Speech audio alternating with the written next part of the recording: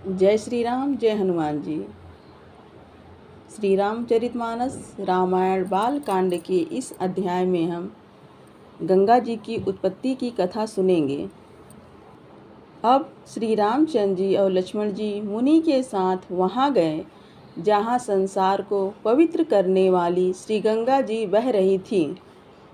तब श्री रामचंद्र जी के पूछने पर विश्वामित्र जी ने पृथ्वी पर गंगा अवतरण की सब कथा कह सुनाई। भगवान ने भाई लक्ष्मण सहित श्री गंगा जी को प्रणाम कर बहुत प्रकार से सुख पाया। फिर श्री रामचंद्र जी ने विश्वामित्र को मस्तक नवाकर श्री गंगा जी की उत्पत्ति पूछी। मुनि ने कहा, हे राम, तुम्हारे कुल में एक सगर नाम के तीनों लोकों में विख्यात राजा हो चुके हैं। उनकी कोमल अंग वाली 2 स्त्रियां थीं।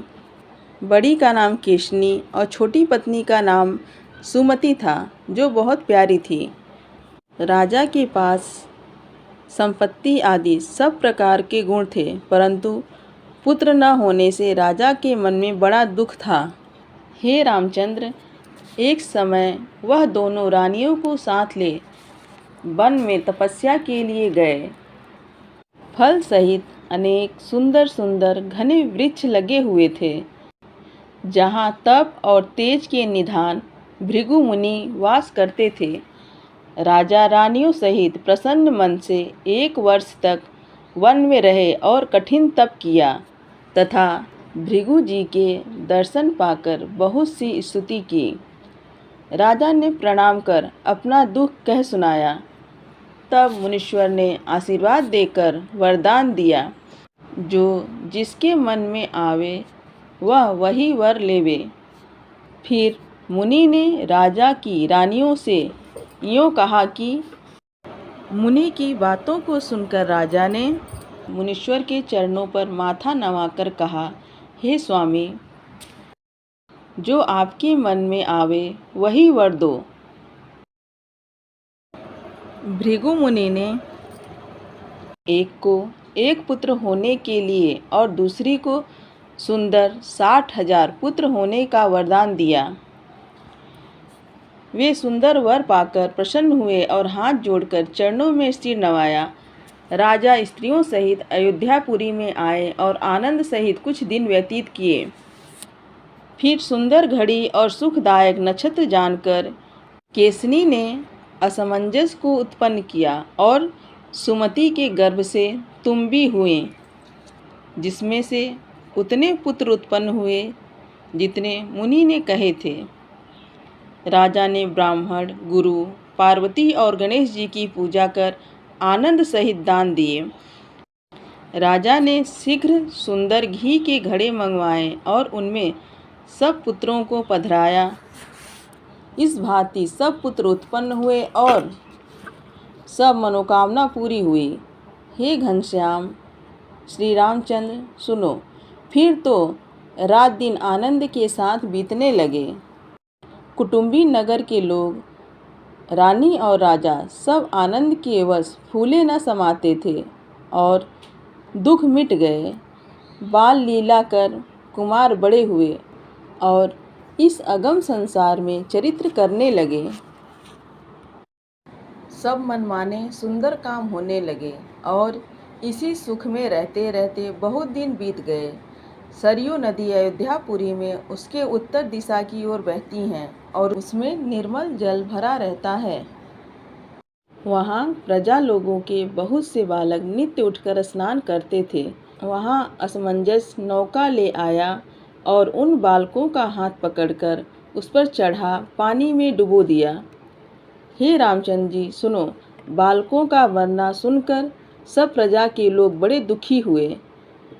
वे सब वहाँ गए जहाँ राजा बैठे थे और उनके चरणों को मस्तक नवाकर यह वचन बोले, हे राजा, सुनो। यह अच्छा है कि हम देश छोड़ देंगे, क्योंकि बिना छोड़े दुख दूर नहीं होगा। हे राजन, आप तो प्रजा का पालन करना चाहते हो, परंतु आपका पुत्र सबका काल हुआ। तुम्हारे पुत्र ने बड़ा पाप किया, जो बालकों का समूह मार डाला। तुमको वह पुत्र प्राण के समान है, परंतु सब प्रजा को बुरा लगता है। प्रजा की वाणी सुनकर राजा ने सबको धीरज दिया और अपने पुत्र असमंजस को देश से बाहर निकाल दिया। असमंजस का पुत्र अंशुमान गुणों का सागर हुआ कि जिसका प्रभाव संसार में उजागर है। वह राजा के हृदय में कैसे बसा था, जैसे सर्प के पास मणि और जल में मछली रहती है। सब प्रजा लोग अपने अपने घर को गए और चिंता रहित हो मन में विश्राम पाया।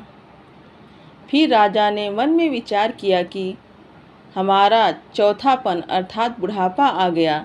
ब्राह्मण, मंत्री, गुरु और पुत्र को बुलाया और वे हिमाचल और विंध्याचल के बीच में आए। उन्होंने एक सुंदर वेदी बनाई जो देखने में ही बन आवे, वर्णन नहीं की जाती। तब यज्ञ का आरंभ कर घोड़ा छोड़ा। वह ऐसा शीघ्र चलने वाला था जैसे सर्प दिखते हैं। तब इंद्र ने उस कठिन यज्ञ का आरंभ सुनकर मन में विचार किया और आकर राजा के यज्ञ का घोड़ा चुरा लिया। यह भेद किसी ने नहीं जाना। फिर उसे लाकर कपिल मुनि के पास रखा, जिसे किसी ने नहीं जाना और न किसी की वहाँ पहुँच थी। जो चतुर योद्धा रखवाले थे, उन्होंने भी घोड़ा लेते न जाना। उन सब ने आकर राजा से कहा कि हे राजन, हम कहने में डरते हैं, घोड़ा किसी ने हर लिया और इसे कोई नहीं जानता। अब क्या करना चाहिए? जो आज्ञा हो सो करें। यह बात सुनते ही राजा को दुख हुआ और शीघ्र ही सब पुत्रों को बुलाया और कहा, हे भाई, तुम जाकर घोड़े को खोजो। यह सुनकर सब चरणों में सिर नवाकर चले। वे सब धनुष के धारण करने वाले, युद्ध में धैर्यशाली और बल में इंद्र के समान वीर दिखलाई देते थे। उनके चलने से पृथ्वी व्याकुल हुई और सब जीव बलि पशु के समान भयभीत होने लगे। फूलों के बगीचा, वन, बाग, नदी, कुएं, बावली, तालाब, नगर, ग्राम एवं बहुत से मुनीश्वरों के धाम, पर्वत और गुफाओं में जाकर ढूंढा। इस भांति जाकर पता लगाया और तब सब मिलकर राजा के पास आए और राजा के चरणों को माथा नवाकर बोले, हे स्वामी, घोड़ा कहीं नहीं मिला। फिर पुत्रों को भेजा कि धरती खोदो। वे सब चलते चलते पूर्व दिशा में आए। उनके हाथ मानो वज्र के समान थे और वे ऐसे बली थे कि 4 कोस तक पृथ्वी को नित्य खोदते थे। इस अतुल बल को देखकर देवता डरे और तब सब सकुचाकर विचारने लगे कि अब क्या करेंगे। राजा के पुत्र पृथ्वी को खोदते हुए पाताल में आए और वहाँ पूर्व दिशा के हाथी को देखकर सबने सिर नवाया। उसने पूछा तो सब कथा सुनाई और फिर सब दक्षिण दिशा को आए। फिर इसी भांति दूसरा हाथी देखा जिसमें बहुत अच्छे निर्मल गुण थे। फिर उसको भी प्रणाम किया और फिर खोदते हुए पश्चिम दिशा में चित्त को लगाकर चले। तीसरे हाथी को देखकर परिक्रमा की और फिर उत्तर दिशा को ढूंढने चले। उस दिशा में श्वेत हाथी को देख सुख पाए और फिर पृथ्वी को खोदते हुए सब कपिल मुनि के पास चले आए। खुदी हुई पृथ्वी का किसी को अंत न मिला। वह मानो चारों दिशाओं में सुहावना समुद्र हो गया। जब आकर श्रेष्ठ मुनीश्वर कपिल के पास घोड़े को बंधा हुआ देखा, तब क्रोध में भरकर वचन बोले, महादेव जी कहते हैं कि हे पार्वती, सबका नाश हुआ चाहता है। रे दुष्ट, हमने पृथ्वी के चारों कोने खोद डाले और तुझे बहुत ढूंढा। किसी ने कहा, यह बड़ा चोर दिखाई देता है, इसके बराबर छलिया दूसरा कोई नहीं है। ऐसे वचन सुनते ही जब मुनीश्वर ने देखा, तब सब उसी क्षण भस्म हो गए। महादेव जी बोले, हे पार्वती, जिसने समझकर वचन न बोला, उसको अमृत भी विष का कीड़ा हो डोलने लगता है। जो प्राणी जानबूझकर अग्नि को पकड़ेगा, वे अभिमानी क्यों नहीं जलेगा। विश्वामित्र जी कहने लगे, हे राम सुनो, जो जानकर विष इकट्ठा करते हैं वे क्यों नहीं मरेंगे। बिना विचारे क्रोध किया, इससे सब जलकर खाक हो गए। उधर जब पुत्रगण नहीं आए तब राजा ने अंशुमान को वहां बुलाया और उनको लाने के लिए उसे भेजा। राजा ने बड़े प्यार से बार बार आशीर्वाद दिया और कहा कि मेरे प्राणों के आधार पुत्र, जाओ और घोड़े को लेकर लौटना। कुमार अंशुमान चरणों को सिर नवाकर चले, जो भगवान विष्णु का भक्त और दोनों कुलों में उजाला करने वाला था। जहाँ कहीं मुनीश्वरों के स्थान देखता, वहाँ दंडवत प्रणाम कर पूछता। मुनियों से यह आशीर्वाद पाकर चला कि हे राजन, जाकर खोज करो, घोड़े को पाओगे। इस प्रकार मार्ग में ढूंढते हुए चले तो सुमति के भाई गरुण मिले। तब चरण छूते ही आशीष दी और जिस भांति सब पुत्र जले थे सो कथा कही। वचन सुनते ही बड़ा सोच हुआ। तब गरुण जी ने ले जाकर जले हुए लोगों का स्थान दिखलाया। वहाँ अंशुमान ने स्नान कर क्रम क्रम से सबको तिलांजलि दी। फिर गरुण बोले, हे प्यारे, तुमको एक बात कहता हूँ, सुनो। हे पुत्र सुनो, वही उपाय करो जिससे पृथ्वी पर गंगा जी आवें। उनके दर्शन से सबके पाप दूर हो जाएंगे और उनमें स्नान करने से बहुत पुण्य फल होगा। इस भांति अत्यंत पवित्रता की खानी गंगा जी को पाकर 60,000 पुत्र तर जाएंगे। ऐसे वचन सुनकर मन में बहुत प्यारे लगे। फिर गरुण समेत कपिल मुनि के पास आए। तब राजा और गरुण जी ने मुनि के चरणों को प्रणाम किया और मुनि ने राजा को पहली कथा सुनाई। मुनीश्वर ने आशीर्वाद देकर राजा को घोड़ा दिया। तब राजा मन में प्रसन्न हो चले। हे रामचंद्र, गरुण जी राजा को नगर के पास पहुंचाकर अपने लोक को गए। अंशुमान ने घोड़ा लाकर राजा को सिर नवाकर 60,000 पुत्रों का मरना सुनाया। राजा ने पुत्र शोक से दुखित और घोड़े से आनंद के वश होकर यज्ञ किया और बहुत दान दिए। तब राजा ने बहुत तरह से राज्य किया और फिर प्रजा लोगों को बहुत आनंद दिया। राजा सगर अंशुमान को राज्य दे अपना मन भगवान के चरणों में लगाकर हृदय में बड़े प्रसन्न होते हुए वन में तप के लिए चले गए। अंशुमान के पुत्र राजा दिलीप हुए, सो अंशुमान इन्हें राज्य देकर तप करने के लिए उत्तर दिशा को गए। राजा ने बहुत ही कठिन तपस्या की। कुछ दिन बीते तो काल के वश हो मर गए। राजा दिलीप की प्रभुता बड़ाई किस भांति कहूँ, जिसकी सब राजा आकर सेवा करते थे। जिनका मुख इंद्र देखता रहता था, उनकी बड़ाई को कौन कभी कह सकता है। जिनके भगीरथ नाम के पुत्र हुए, जिनके हृदय में पिता के समान बहुत नीति हुई। उन्होंने भगीरथ को बुलाकर राज्य दिया और आप उठकर तप के लिए चले गए। मार्ग में चलते हुए मन में विचार करते जाते थे कि या तो गंगा जी आवें, नहीं तो प्राण छोड़ दूंगा। अंशुमान के समान अपना प्राण छोड़कर फिर नगर का नाम नहीं लूँगा। इस प्रकार विचार कर राजा ने आकर बहुत कठिन तप किया।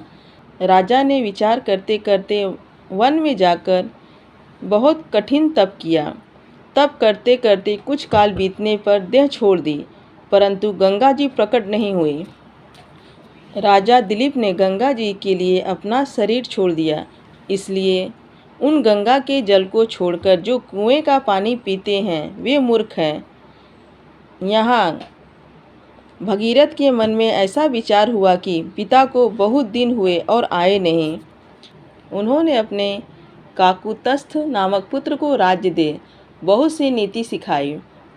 फिर राजा भगीरथ अपने पुत्र को सब कथा कह आशीर्वाद देकर वन को चले।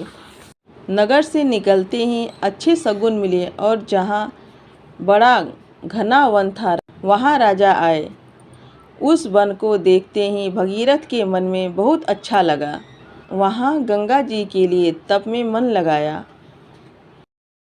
एक पांव पर खड़े हो और दोनों बाहों को ऊपर को किए चित्त लगाकर सूर्य के सम्मुख देखते थे। इस भांति 1000 वर्ष बीत गए और दिन रात जाते हुए नहीं जाना।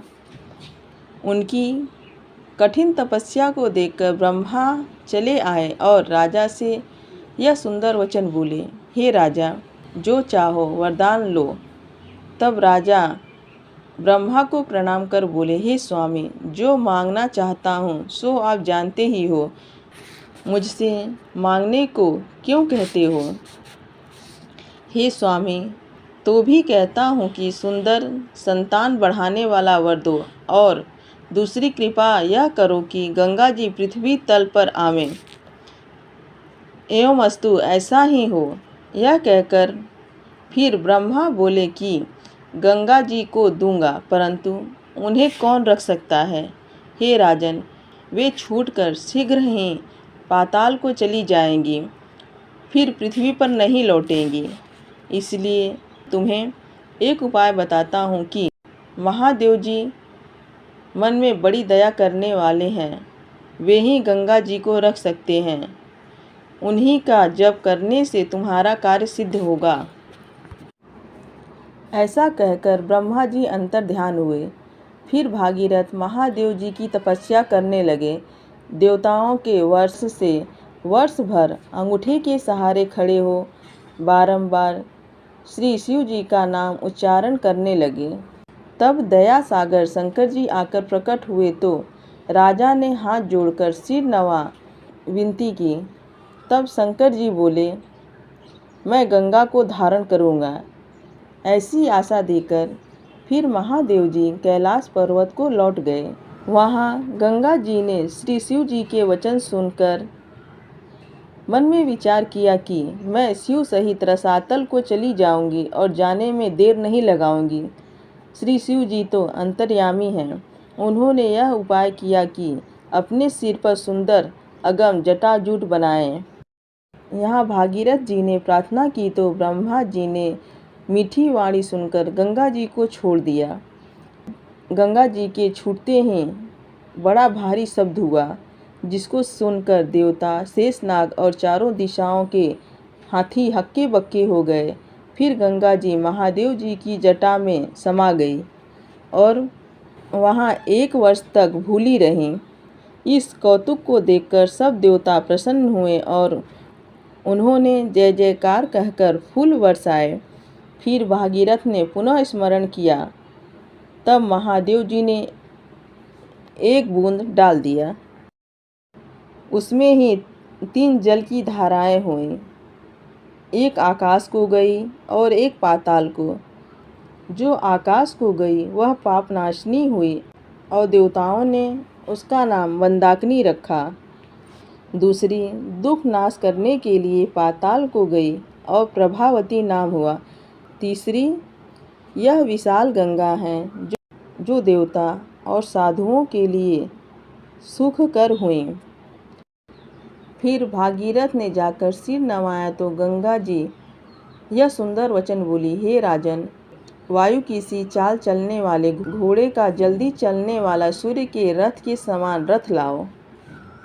हे राजन, उस पर चढ़कर तू मेरे आगे आगे चलना, मैं तेरे पीछे लगी चलूँगी। राजा ने ऐसे वचन सुन तुरंत सुंदर रथ मंगाया और भगवान का स्मरण करते हुए उस पर चढ़े। राजा को आगे कर गंगा जी चली। तब देवताओं ने प्रसन्न होकर फूलों की झड़ी लगा दी।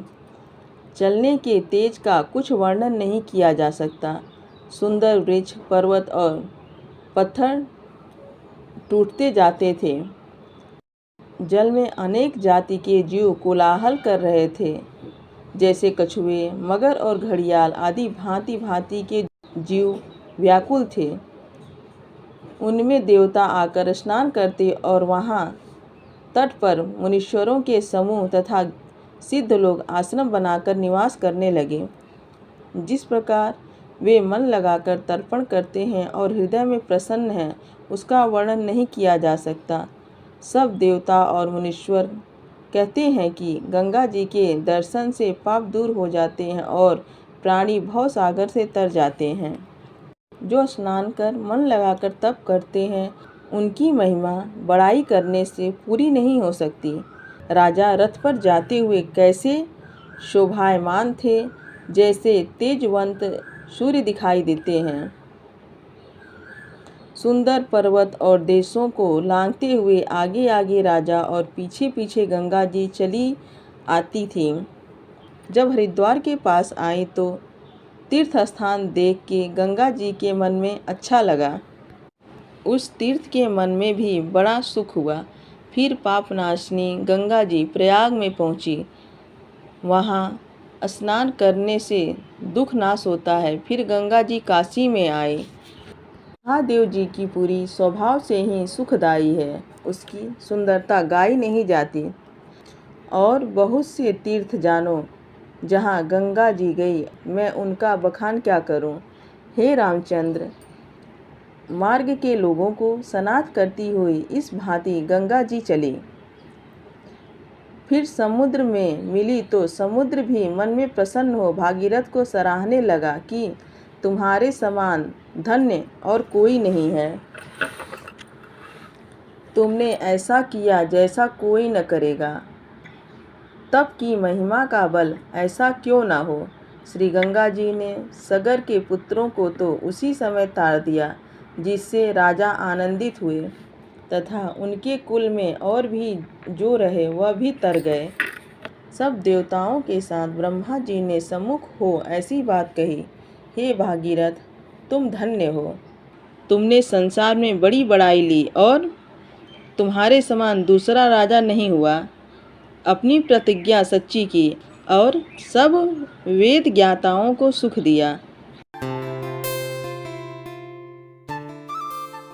जय श्री राम, जय हनुमान जी। धन्यवाद।